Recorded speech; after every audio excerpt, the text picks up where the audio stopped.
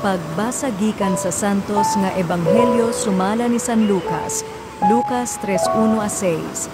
Sa ikanapulog lima katuig kadto sa pagmando ni Emperador Tiberio, si Poncio Pilato maoy gobernador sa Judea, si Herodes maoy nagmando sa Galilea, ug si Felipe nga iyang igsuon maoy pangulo sa kayutaan sa Iturea ug sa Traconite.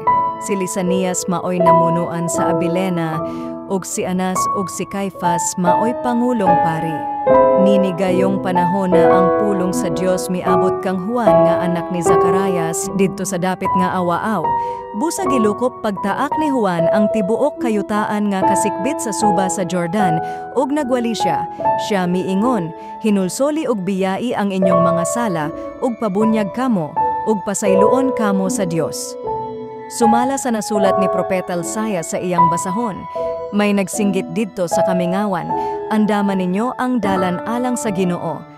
Hawani ninyo ang iyang agian, abunuhin ninyo ang tanang libaong, pataga ang tanang bungtod ug bukid, tulira ang mga nagliko-likong dalan, hapsaya ang mga gansal-gansalong dalan, ug makita sa tanang tawo ang kaluwasan gikan sa Dios. Ang Ebanghelyo sa Ginoo.